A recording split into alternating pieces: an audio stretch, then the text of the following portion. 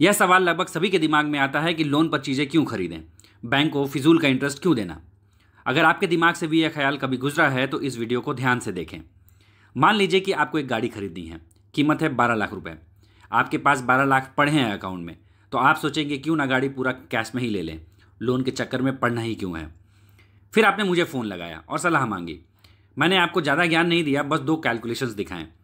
Calculation simple है पर आपकी आंखें खोल देगा। पहला है लोन का।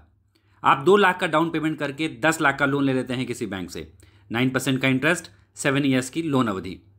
आप 7 ईयर्स में बैंक को 10 लाख के लोन के बदले चुकाते हैं 13.51 लाख, मतलब कि 3.51 लाख का हुआ ब्याज। अब चूंकि आपने कार खरीदने के लिए बैंक से 10 लाख का लोन ले लिया है, मतलब कि आपके अकाउंट में अभी भी 10 लाख रुपए पड़े हुए हैं। इस 10 लाख को आपको कुछ नहीं करना, बस उसी बैंक में 7 ईयर्स के लिए एफडी में डाल दीजिए।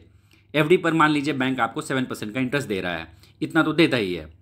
7 ईयर्स में आपका 10 लाख बन जाएगा 16.25 लाख, मतलब पूरे 6.25 लाख का फायदा।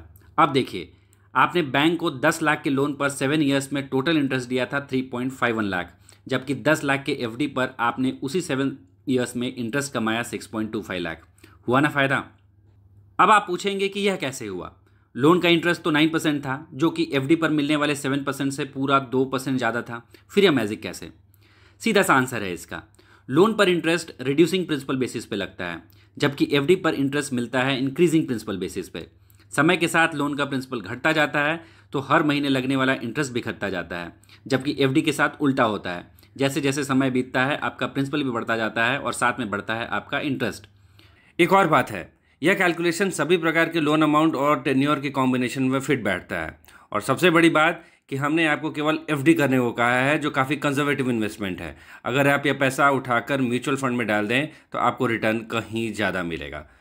तो अगर बात समझ में आई है तो ठोको लाइक और फैला दो इस वीडियो को मार्केट में। साथ में चैनल को सब्सक्राइब करना भी ना भूलें।